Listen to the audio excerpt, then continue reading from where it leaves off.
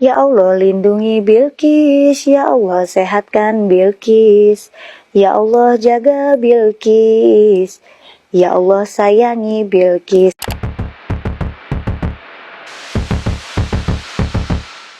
Di zamannya, kepemimpinan perempuan bukanlah hal lazim. Dunia kuno lebih akrab dengan raja-raja yang memerintah lewat ketakutan. Namun Bilqis memimpin dengan cara lain. Ia tidak dikenal karena peperangan, tetapi karena kecerdasan membaca situasi. Ia duduk di singgasana emas, tetapi telinganya terbuka untuk nasihat. Ia berkuasa, tetapi tidak mabuk kuasa.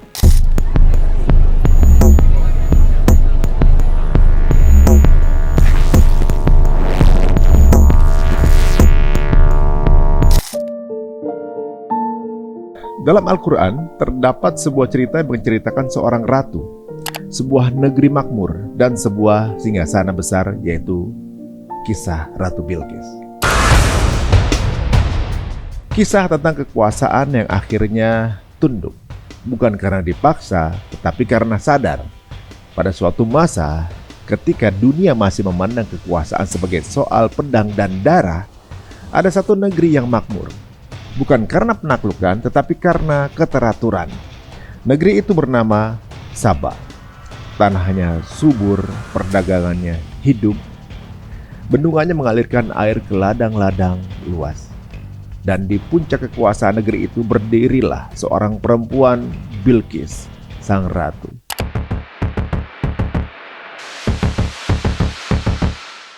Di zamannya, kepemimpinan perempuan bukanlah hal lazim. Dunia kuno lebih akrab dengan raja-raja yang memerintah lewat ketakutan. Namun Bilqis memimpin dengan cara lain. Ia tidak dikenal karena peperangan, tetapi karena kecerdasan membaca situasi. Ia duduk di singgasana emas, tetapi telinganya terbuka untuk nasihat. Ia berkuasa, tetapi tidak mabuk kuasa. Nama Bilqis memang tidak disebutkan secara eksplisit dalam Al-Quran, namun kisahnya hidup dan bernapas dalam surah An-Naml ayat 20-44. Dari situlah sejarah dan pesan moralnya justru menjadi abadi. Kisah ini bermula bukan dari Bilqis, melainkan dari seekor burung kecil bernama Hudhud. Burung ini melaporkan kepada Nabi Sulaiman tentang sebuah negeri jauh di selatan, dipimpin oleh seorang ratu yang rakyatnya menyembah matahari. Sebuah peradaban maju, kaya, terorganisir, tapi kehilangan arah tauhid.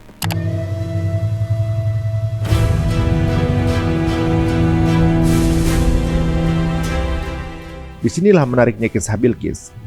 Al-Quran tidak membuka kisah ini dengan mencela kepemimpinan perempuan. Tidak ada nada merendahkan. Yang dikritik bukan siapa yang memimpin, melainkan kepada siapa mereka bersujud. Nabi Sulaiman mengirimkan sepucuk surat, isinya singkat, tegas, dan tanpa ancaman berlebihan. Ajakan kepada kebenaran. Ketika surat itu sampai ke tangan Bilqis, reaksinya menjadi pelajaran kepemimpinan lintas zaman. Ia tidak marah, tidak tersinggung, tidak gegabah mengumumkan perang.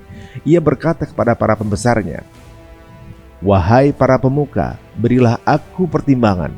Aku tidak akan memutuskan perkara sebelum kalian hadir." Kalimat ini sederhana, tapi revolusioner.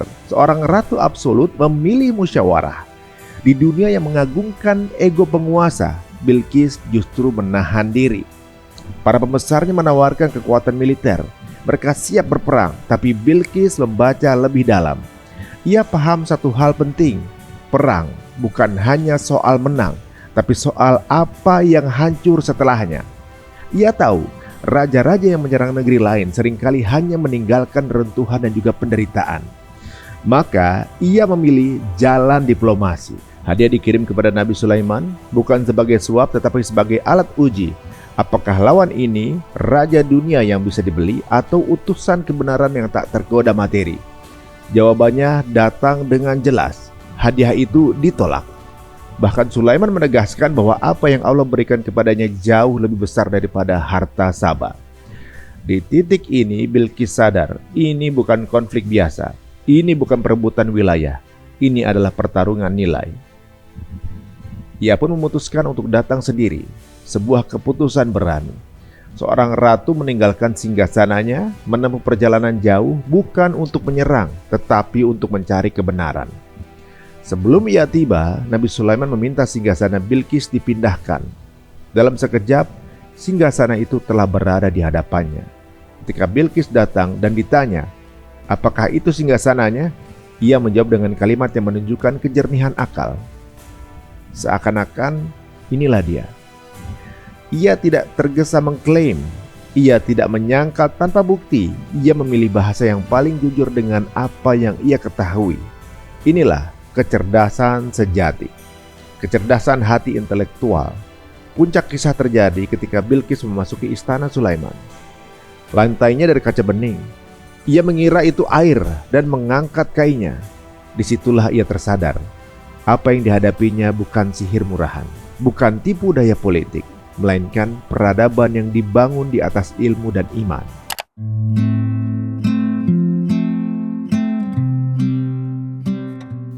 Di momen itulah Bilqis runtuh, bukan sebagai ratu, tapi sebagai manusia.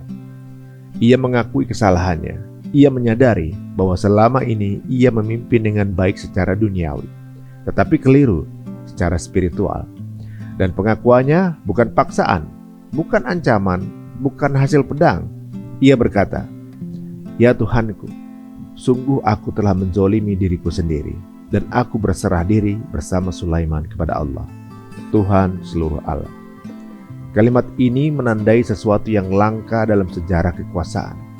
Seorang penguasa yang berani mengakui salah. Bilqis bukan simbol kelemahan perempuan, ia justru simbol kekuatan akal, kejernihan hati, dan keberanian moral. Ia tidak kehilangan mahkota ketika menerima kebenaran. Ia justru menemukan makna di baliknya.